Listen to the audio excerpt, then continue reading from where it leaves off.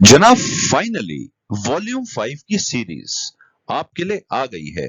ये सीरीज बहुत ही महत्वपूर्ण है क्योंकि इसमें सिर्फ कमेंट्स नहीं है, आप सभी के मिले जुले मिसलेनियस अलग अलग सवाल है। जैसे पोजेशन कब मिलेगा, किस तरीके का होता है पोजेशन, सरेंडर का क्या फंडा है, विड्रॉल कैसे कर सकते हैं, leasehold to freehold का क्या कॉन्सेप्ट है, रीसेल वालों का क्या होगा, एससी कैटेगरीज वालों का क्या है। तो चलिए, खास लेटेस्ट अपडेशन, हर तरीके का कमेंट, वीडियो जरूर बड़ी होने वाली है लेकिन एक दमदार वीडियो है, कॉन्सेप्ट बेस्ड वीडियो है। तो चलिए शुरू करते हैं। वेलकम बैक एक बार फिर से आप सभी का जोरदार स्वागत है। मैं रिक्वेस्ट करता हूं ये वीडियो जरूर आप शुरू से आखिरी तक सुने क्योंकि हर तरीके का सवाल, मिसलेनियस और मल्टीपल कमेंट्स जो आए थे वो हमने इस वीडियो के द्वारा आप सभी तक पहुंचाने की कोशिश करी है। जो नए हैं मैं जरूर रिक्वेस्ट करता हूं चैनल को सब्सक्राइब कर ले। और मेरे भाई बंधु, उम्मीद करता हूं आप सब स्वस्थ होंगे, दुरुस्त होंगे। तो चलिए शुरू करते हैं। तो जनाब सबसे पहले हम कमेंट कवर करते हैं सतीश जी का, जिन्होंने पूछा है गौर यमुना सिटी में या फिर हम कहे सेक्टर 19 सुपरटेक में या फिर ग्रीन बे गोल्फ विलेज या कोई भी बिल्डर का प्रॉपर्टी हो, उनके पास अगर वो प्रॉपर्टी है तो वो इस स्कीम में अप्लाई कर सकते हैं या नहीं। जनाब अथॉरिटी की तरफ से जो ब्राउचर में गाइडलाइन है वो सिर्फ उन लोगों के लिए है जिन लोगों के पास अलॉटमेंट हुई है अथॉरिटी की तरफ से, या फिर हम कहें उनके पास कोई भी प्लॉट या फ्लैट है जो कि किसी भी स्कीम का उनके पास पड़ा है।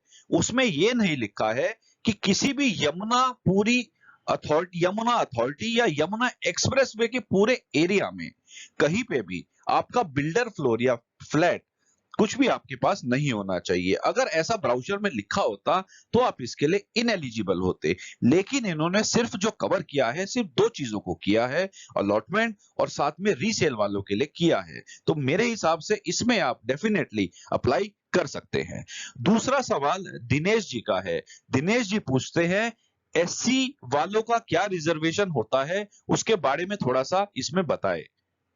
तो जनाब आपको ये बता दें कि अगर हम prescribe reserve category clause number 3 को पढ़ते हैं, उसमें नोट ए पढ़ते हैं, तो इसमें यह साफ लिखा है कि जो एससी एसटी कैटेगरी के लिए है वो प्लॉट सिर्फ उसी कैटेगरी में से रिजर्व होंगे जो कि functional, industry, institutional, commercial units और फार्मर कैटेगरी के लगभग 17.5% और 5% है। ये आप देख सकते हैं। Out of the plots reserve for institutional, functional या एस्टेब्लिशमेंट या फार्मर जो लैंड एक्वायर हुआ है उसमें से ही 21 and 2% plot will be reserve for SC ST applicants only.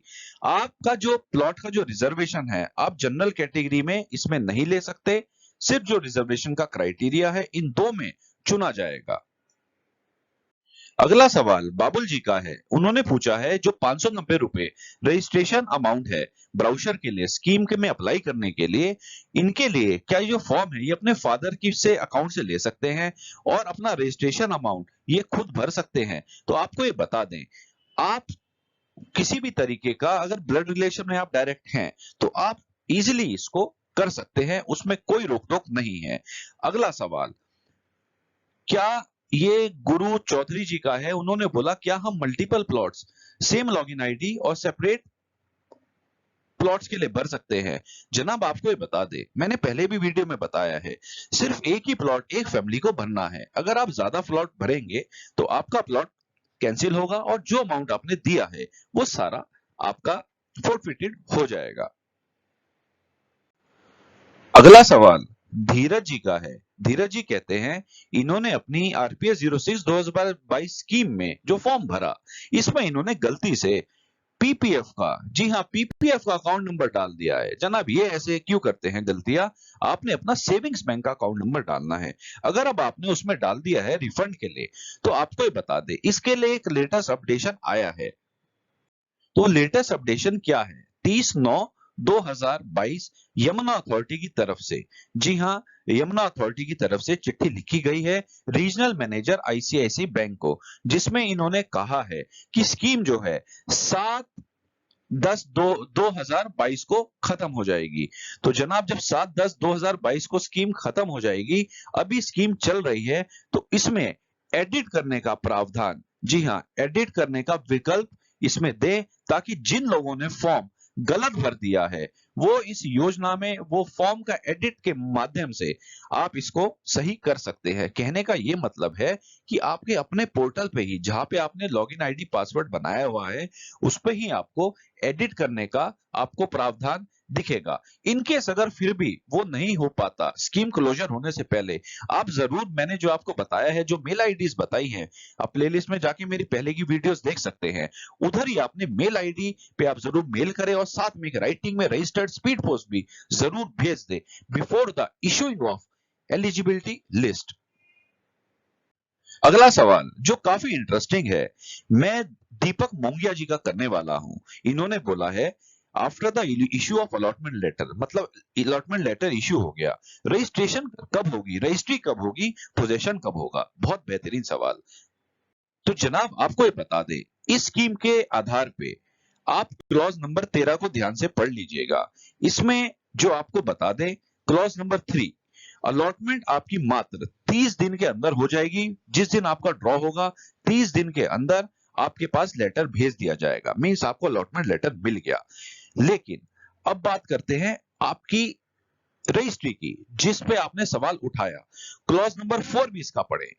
आपको इसमें लगभग 5 साल लगेंगे इस एरिया को डेवलप होने में, जहां पे ये अलॉटेड प्लॉट दिया जाएगा। तो कहने का मतलब 5 साल के लिए आपकी वेटिंग रहेगी। 5 साल के बाद आपको लीज डीड, जिसमें हम रजिस्ट्री कहते हैं, आपकी होगी। अब बात करते हैं तीसरा सवाल जो आपने किया, पोजेशन का। तो जनाब आपको ये बता दे, जो पोजेशन दिया जाता है वो भी लीज डीड जो रजिस्ट्री होती है उसी के अंदर का एक डॉक्यूमेंट होता है। किस तरीके का होता है वो भी आपको दर्शा देते हैं।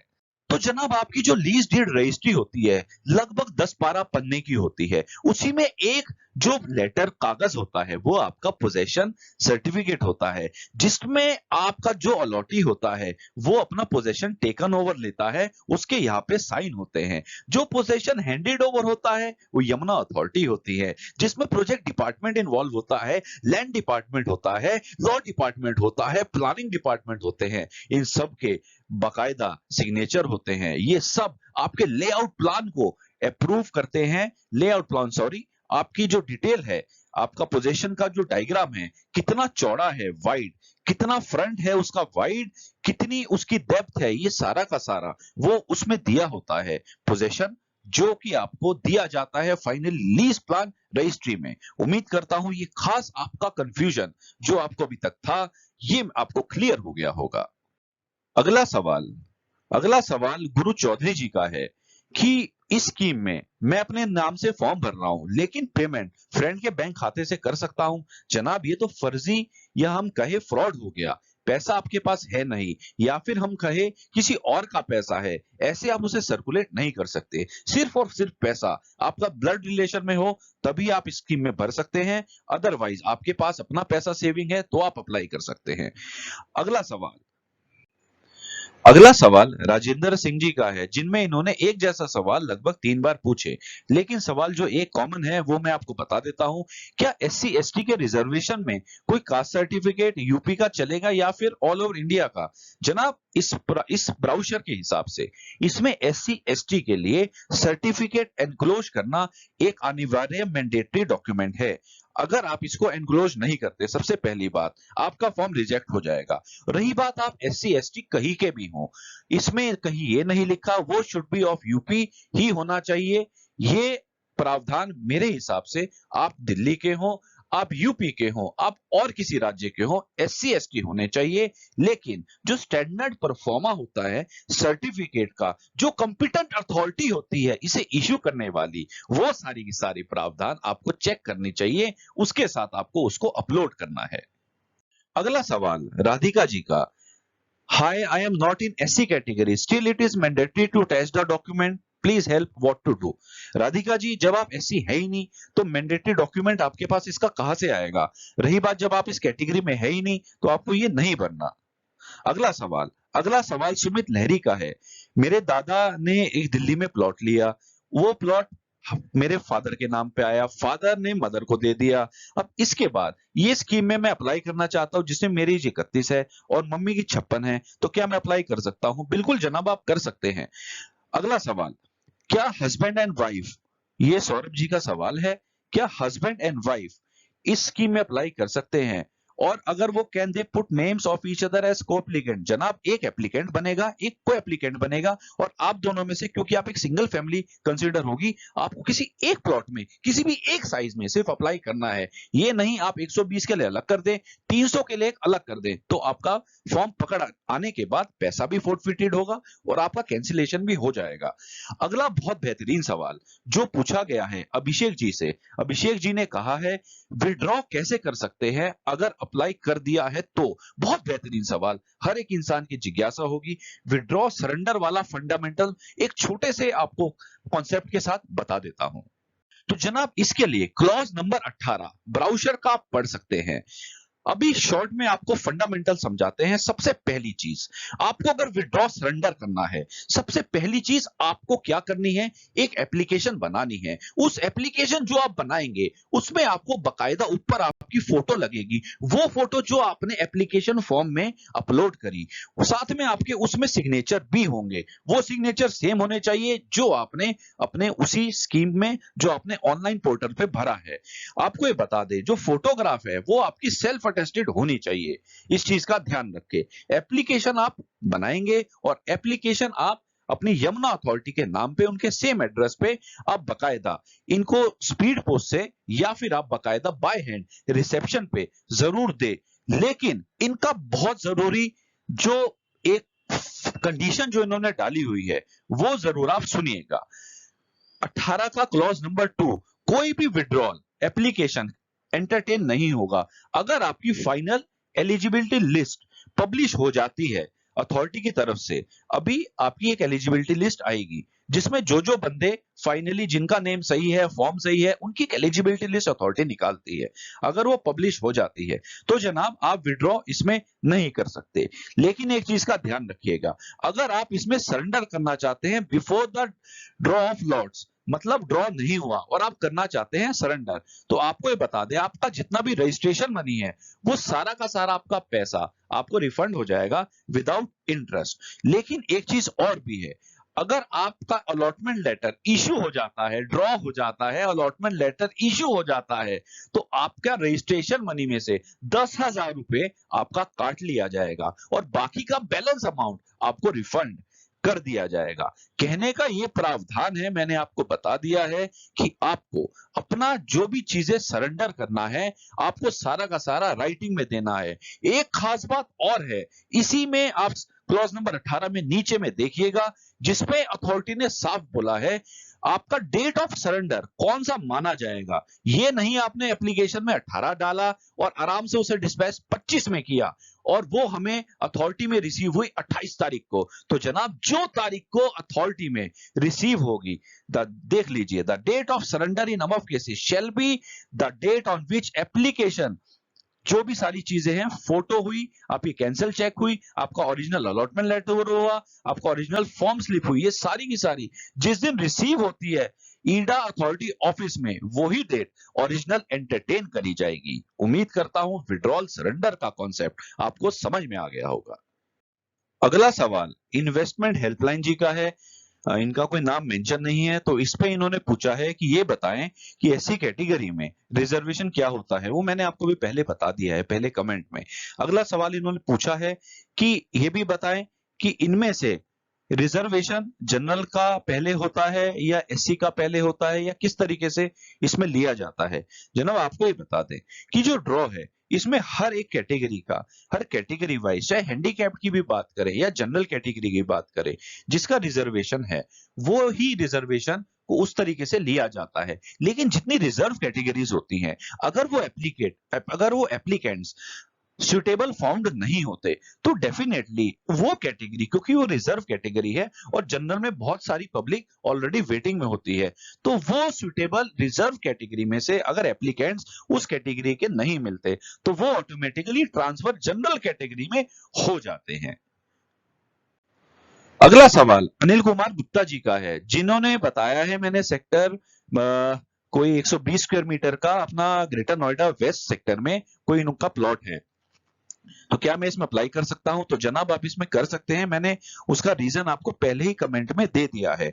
अगला सवाल आशीष जी का है, उन्होंने बोला है कि उन्होंने चालान जनरेट किया और ये चालान की एक्सपायरी डेट क्या हो सकती है और क्या मैं इसको अगले दिन जमा कर सकता हूं या नहीं? जनाब आपको ये बता दें, चालान आप जब भी जनरेट करते हैं before the scheme of closure, closure scheme होने से पहले आप मात्र 1 या 2 दिन पहले रिस्क ना लें, उससे पहले आप कभी भी जाके उसको जमा कर सकते हैं, उसकी वैलिडिटी बरकरार रहती है। लेकिन उस स्कीम के खत्म होने के बाद उसे अप्लाई करेंगे तो उसकी ना तो वैलिडिटी रहेगी, ना आपकी उसकी एलिजिबिलिटी रहेगी। अगला सवाल, क्या आप फाइनेंस स्कीम के बारे में बताएंगे प्लीज एक वीडियो? उसके बारे में आईसीआईसीआई बैंक जो लोन दे रहा है, मैंने वीडियो अपलोड कर दी है, आप प्लेलिस्ट में जाके देख सकते हैं। अगला सवाल, इतनी अच्छी अच्छी न्यूज आ रही है तो प्राइस इंक्रीज क्यों नहीं हो रहा है? जनाब अभी स्कीम चल रही है, स्कीम के वक्त हमेशा मार्केट एक स्तर पर रहती है, पीछे की हिस्ट्री भी दोहराएं उसी तरीके से रहा है। तो अभी फिलहाल के लिए इस पे मार्केट सिनेरियो का एक लेटेस्ट अपडेशन आपको देंगे। अभी फिलहाल के लिए इतना ही। अगला कमेंट हम आपको शेयर करते हैं और उसका रिप्लाई बताते हैं। अगला सवाल अमित जी का है, इन्होंने पूछा है आइडेंटिटी प्रूफ के लिए हमें क्या अपलोड करना है, आधार कार्ड, पैन कार्ड या दोनों चीजें? जनाब आपको ये बता दें, जहां अपलोड डॉक्यूमेंट्स की फॉर्मेलिटी आती है वहां आपको पीडीएफ की फॉर्म में अपना पैन कार्ड, जो कि एक मैंडेटरी है और आपकी सिर्फ आइडेंटिटी दर्शाता है, आधार कार्ड आपका एड्रेस प्रूफ बताता है, तो आपको आधार कार्ड साथ में पैन कार्ड, ये दोनों की दोनों चीजें अपलोड करें और सिर्फ पीडीएफ पर फॉर्म में करें। अगर हम आपकी फोटो की बात करें या आपकी सिग्नेचर की बात करें, वो आपको अपने जेपीजी फॉर्मेट में उसे अपलोड करना है। अगला सवाल प्रमोद जी का है, जिसमें उन्होंने पूछा रजिस्ट्रेशन अमाउंट के बारे में बताएं, पेमेंट के बाद कंफर्मेशन मेल पे आएगा या कैसे होगा? जनाब कभी भी ऑन एन एवरेज अथॉरिटी की तरफ से इसमें मेल नहीं आती है। आपका जो पोर्टल दिया है, आपको जिस दिन आप पेमेंट करते हैं लगभग सेम डे या फिर अगले दिन आपका वो पैसा उसमें रिफ्लेक्ट करता है। आप उसमें जाके अपना जो चालान आपका फाइनली रिसीप्ट जो है आप उसका डाउनलोड कर सकते हैं। अगला सवाल है कि सर कंस्ट्रक्शन कितना करवा पड़ेगा, कंस्ट्रक्शन के क्या रूल्स क्या है? जनाब अगर कंस्ट्रक्शन की आप बात करें तो आप प्लेलिस्ट में जाके मेरी वीडियो देख सकते हैं, जिससे मैंने हर तरीके का कंस्ट्रक्शन रूलिंग यमुना अथॉरिटी की दे रखी है। रही बात फिलहाल अभी आपको ये बता दें, जिस दिन आपकी लीज डीड होगी, मतलब अभी आपका अलॉटमेंट लेटर होगा, उसके बाद आपको लीज डीड रजिस्ट्री होगी जिसमें आपको पोजेशन भी आपको दिया जाएगा। उसके मात्र लगभग 3 साल के अंदर आपको कंप्लीशन करना होता है। बाकी की फॉर्मेलिटीज, उसकी पेनल्टीज, वो सारा का सारा प्रावधान मैंने अपनी प्लेलिस्ट में आप जाके देख सकते हैं, उसमें आपको फंडामेंटल समझ में आ जाएंगे। जनाब अगला सवाल रोहतास जी का है, जिसमें उन्होंने कहा है कि इनके आधार में एज अ हस्बैंड C/O करके आ रहा है, केयर ऑफ O करके आ रहा है, तो जिसमें एज को एप्लीकेंट ये एज अ हस्बैंड अप्लाई करना चाहते हैं। तो जनाब इसके लिए तो आपको स्कीम से पहले ही अपने आधार की जो आइडेंटिटी है उसको अपडेशन सही करा के रखनी चाहिए, क्योंकि इन चीजों की जरूरत कभी भी पड़ सकती है। अभी फिलहाल के लिए आप अथॉरिटी को इसकी राइटिंग में और साथ में मेल भी जरूर कर दें। अगला सवाल नितेश गोयल जी का है, उन्होंने क्वेरी ये है कि ये जो प्लॉट्स हैं ये फ्री होल्ड, ये सारे लीज होल्ड प्लॉट्स हैं। बिल्कुल ठीक बात है, क्या फ्यूचर में इसको फ्री होल्ड प्लॉट्स का दर्जा दिया जा सकता है या मिल सकता है एज अ फ्री होल्ड? तो जनाब ये बहुत ही वैल्यूएबल कमेंट है आपका और बहुत ही इंपॉर्टेंट है। अगर इसकी तुलना हम डीडीए से करें तो आपको इसके लिए खास अपडेशन है, मैं एक नई वीडियो में आपको देंगे, नई चर्चा में देंगे, एक नया वीडियो आपको इसके लिए इशू करते हैं और आपको बताएंगे कि दिल्ली आज से कुछ बरस पहले, कुछ सालों पहले, अगर हम बात करें 20 साल 25 साल पहले, क्या वाकई में डीडीए में दिल्ली में प्रॉपर्टी लीज होल्ड पे होती थी? क्या उधर भी लीज रेंट दिया जाता था जो इसमें भी दिया जा रहा है? क्या चर्चा होगी, तो एक खास वीडियो बनाते हैं। चलिए अगला सवाल, लेकिन उससे पहले आपको ये बता दें, ये जो प्लॉट्स हैं ये अभी लीज होल्ड प्लॉट्स हैं, ये यमुना अथॉरिटी के नहीं। ग्रेटर नोएडा की बात करें या हम नोएडा की बात करें, सब जगह लीज होल्ड ही प्रॉपर्टी आपको मिलती है और आने वाले वक्त में कब ये फ्री होल्ड में कन्वर्ट होंगे वो हम आपको अगली वीडियो में जल्द बताएंगे। अगला सवाल, इन्होंने ये पूछा है आइडेंटिटी प्रूफ के लिए क्या हम as a driving licence, Aadhaar card, any one of two कर सकते हैं। जनाब मैंने आपको बता दिया है, आपका जो पैन कार्ड है वो आपका आइडेंटिटी प्रूफ दिखाता है, तो पैन कार्ड आपको देना ही है। उसके साथ आप अपना ड्राइविंग लाइसेंस, अपना Aadhaar card as a address proof आप जरूर उसमें अपलोड कर दें। अगला सवाल मधुर जी का है, जिनमें उन्होंने बोला कि बेस्ट लोकेशन बताएं, इनमें से कौन सी है। तो आपको ये बता दें, सेक्टर 16, 17, 18, 20, 22 डी, किसी की भी बात करें, सब जेवर एयरपोर्ट के पास के इलाके हैं। और डेवलपमेंट की हम बात करें, हर एक इलाके में आने वाले वक्त में हर तरीके का प्रोग्रेस आपको देखने को मिलेगा। रही बात सुविधाओं की, ये सारे सेक्टर्स ही लगभग टक्कर के होंगे आने वाले वक्त में। रही बात अभी की, अगर हम बात करें तो 18, 20, 22 डी सबसे टॉप के सेक्टर्स अभी चलते हैं। अगला क्वेश्चन सविता जी का है, उन्होंने पूछा है कि उनके पास एक ईडा का फ्लैट था, वो उन्होंने सरेंडर कर दिया, अब वो इसमें अप्लाई कर सकते हैं या नहीं। आपको ये बता दें, आप इसमें बिल्कुल भी अप्लाई नहीं कर सकते, क्योंकि अथॉरिटी ने आपको एक बार मौका दिया था कि आप इस स्कीम में किसी भी माध्यम से, चाहे वो फ्लैट हो या प्लॉट हो, आप अप्लाई कर सकते हैं। और आपको मौका मिला और आप जीते भी, आपको किस्मत आजमाने का मौका मिला और you will be the lucky winner. उस समय पे आप जीते, लेकिन आपने उसको सरेंडर कर दिया, तो अब आपका मौका, आप इसके लिए एलिजिबिलिटी क्राइटेरिया के हिसाब से इसमें अब एलिजिबल नहीं बनते हैं। अगला सवाल अजय सूद जी का था, उन्होंने पूछा कि क्या हम जॉइंट नेम में कैसे अप्लाई कर सकते हैं। अजय जी आपको ये बता दें, आपको को एप्लीकेंट का मतलब ही जॉइंट में होता है। आपको को एप्लीकेंट की उनकी डिटेल्स देनी है, जो सिर्फ ब्लड रिलेशन में आपके हो, हस्बैंड वाइफ हो, ब्रदर सिस्टर हो, बाप बेटा हो, माँ बेटी हो, तो आप किसी का भी ब्लड रिलेशन में आप दे, साथ में आपको उनका वैलिड प्रूफ दिखाना होगा, वो आपको अपलोड करना होगा, और साथ में उनकी सारी डिटेल्स अब वो भी आपको उनकी अपलोड करनी होगी। अगला सवाल अजय गुप्ता जी का है, ये कहते हैं कि इनके पास रीसेल पे यमुना अथॉरिटी का प्लॉट है, तो क्या इनका बेटा या फिर इनके पेरेंट्स इस फॉर्म में, स्कीम में अप्लाई कर सकते हैं। अगर आपका बेटा 18 साल से ऊपर है, इंडिपेंडेंट में आता है, तो डेफिनेटली वो अप्लाई कर सकता है। लेकिन अगर वो इंडिपेंडेंट नहीं है, डिपेंडेंट है, तो वो अप्लाई नहीं कर सकता। अब बात करते हैं पेरेंट्स की। अगर पेरेंट्स को कभी भी आपके कहीं कोई भी ईडा अथॉरिटी की तरफ से, रीसेल में हम कहे या फिर हम कहे अथॉरिटी की तरफ से, ईडा अथॉरिटी की तरफ से कोई प्लॉट या स्कीम में कोई भी फ्लैट अलॉट नहीं हुआ है, तो और आपका बेटा जो 18 साल से ऊपर है उसको भी ये सेम अलॉट नहीं हुआ है, तो वो दोनों, आपके बेटे और आपके पेरेंट्स, इसमें अलग से अप्लाई कर सकते हैं। अगला सवाल इन्होंने पूछा है, इनके पास यमुना अथॉरिटी का फ्लैट है, क्या मैं अपने वाइफ के नाम से स्कीम में अप्लाई कर सकता हूं। जनाब बिल्कुल नहीं कर सकते। एक फैमिली को एक ही प्लॉट या फिर फ्लैट दिया जाएगा, जिसको किस्मत आजमाने का मौका दिया जाता है, और एक बार उसको किस्मत जब खुल जाती है, दोबारा उसको इस स्कीम में किस्मत का आजमाने का मौका अथॉरिटी की तरफ से नहीं बनता, एलिजिबिलिटी नहीं है। अगला सवाल दिनेश जी का है, उन्होंने बोला है बाप और बेटा 18 साल से ऊपर है बेटा, तो क्या डिफरेंट साइज का प्लॉट 200 स्क्वायर मीटर और 300 स्क्वायर मीटर का अप्लाई कर सकते हैं। देखिए, अगर आपको कोई भी पहले से प्लॉट की अलॉटमेंट नहीं हुई है और रीसेल में अगर आपके पास नहीं है, तो आप भी अलग से अप्लाई कर सकते हैं, और जो आपका बेटा 18 साल से ऊपर है वो भी बिल्कुल अलग से अप्लाई कर सकता है। लेकिन शर्त यह है कि आप भी सिर्फ एक ही साइज के प्लॉट को अप्लाई करेंगे, और आपका बेटा भी सिर्फ एक ही प्लॉट को अप्लाई करेगा। को एप्लीकेंट ना उसमें आप बनेंगे, ना आप अपने फॉर्म में, आपके बेटे के फॉर्म में आप एज अ को एप्लीकेंट बनाएंगे। राकेश जी ने सवाल किया है, क्या पेमेंट से पहले एप्लीकेशन एडिट कर सकते हैं। तो जनाब मैंने आपको पहले भी बताया था कि एक बार आप फॉर्म सबमिट कर रहे हैं और उसके बाद आपने उसकी पेमेंट कर दी है, तो उसके बाद उसमें कोई भी एडिट आप नहीं कर सकते। लेकिन अथॉरिटी ने अभी फिलहाल, जब तक स्कीम क्लोज नहीं हो रही, एक लेटर जारी किया है आईसीआईसीआई बैंक को, वो मैंने अभी आपको दर्शा दिया है, जिसमें इन्होंने बोला है कि किसी भी तरीके की कोई गलती हुई है तो एप्लीकेंट उसमें अपना एडिट करने के माध्यम से उसको सही कर सकता है अपने पोर्टल पे। आप जाके देखिए, अगर फिर भी नहीं होता तो एटलीस्ट यमुना अथॉरिटी को मेल के माध्यम से और एक राइटिंग के माध्यम से एक एप्लीकेशन ड्राफ्ट करें और उसको जरूर डिस्पैच कर दें।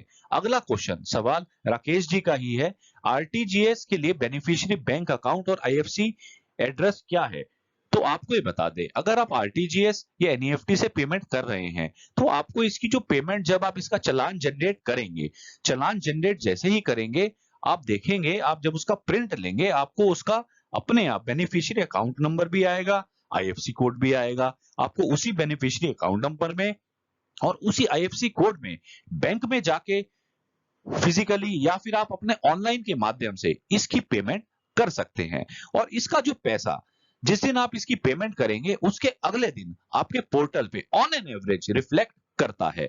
उसकी रिसिप्ट की आप कॉपी अपने पास एज अ प्रूफ संभाल के रखें, ताकि अगर आपका गलती से नाम अगर रिजल्ट में ड्रॉ में नहीं आता है, तो आप अपने पैसे को रिफंड के टाइम पे चैलेंज कर सकते हैं किसी भी डिले होने की वजह से, कि ये मेरा पैसा मैंने जमा किया था और मुझे पैसा अभी तक नहीं मिला है। तो उसका प्रूफ जरूर आप अपने पास संभाल के रखें। अगला सवाल अरुण जी का है, जिसपे इन्होंने बताया कि इन्होंने गलती से अपना जो फोन नंबर है वो गलत भर दिया है, तो क्या इसको हम दोबारा सही कर सकते हैं और कैसे करेंगे? तो आपको ये बता दें, इसका मैंने एडिट का भी आपको पहले ही रिप्लाई दे दिया है। उसी तरीके से आप इसको कर लें, एप्लीकेशन या मेल दोनों के माध्यम से, या फिर अपने पोर्टल पे एडिट का अगर प्रावधान आपको मिलता है, आप उसमें जाके देख सकते हैं।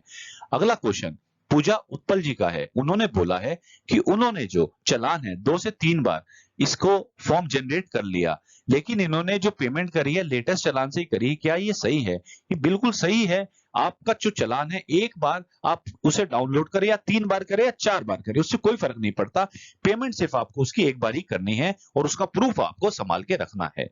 अगला सवाल आलोक जी का है, जिसमें उन्होंने बोला बैंक इसमें लोन कितना देगा, 80 या 90%? जनाब, अभी फिलहाल के लिए रजिस्ट्रेशन अमाउंट जो कि 10% है, उस पे तो बैंक आपको 90% का लोन दे रहा है। बात करते हैं अभी की प्लॉट की, जो आपने पूछा है। आपको ये बता दें, प्लॉट की जो कैटेगरी है वो एक रियलिटी सेगमेंट में आता है, जिसपे बैंक हमेशा 80% का ही प्रावधान देता है। अगर ये फ्लैट होता तो ये जो कैटेगरी 90% में आपको लोन का प्रावधान मिलता, 80% क्योंकि प्लॉट सेगमेंट है, आपको टेन्योर भी इसका लगभग 10 साल का ही ऑन एन एवरेज मिलता है। लेकिन अगर हम फ्लैट की बात करें, उसमें आपको 15 साल का लोन का प्रावधान मिलता है। तो ये थी हमारी एक खास वीडियो आप सभी के लिए। वीडियो जरूर लेट हो गई, उसके लिए क्षमा चाहते हैं। वीडियो जरूर पसंद आए तो लाइक करना ना भूले, किसी भी तरीके का कमेंट करना ना भूले। जो नए हैं इस चैनल को जरूर सब्सक्राइब कर ले, और हमारे भाई बंधुओं से एक मैं रिक्वेस्ट करता हूं, इस वीडियो को आप जरूर अपने चाहने वालों तक किसी भी सोशल मीडिया के माध्यम से ज्यादा से ज्यादा शेयर करें, ताकि हर एक खास अपडेशन हर एक कंफ्यूजन वाले इंसानों तक पहुंच पाए। यही मेरा एक आप सबसे अनुरोध है, रिक्वेस्ट है। चलिए अभी फिलहाल के लिए दीजिए इजाजत, गुड बाय। मिलता हूं एक खास नई अपडेशन के साथ। धन्यवाद।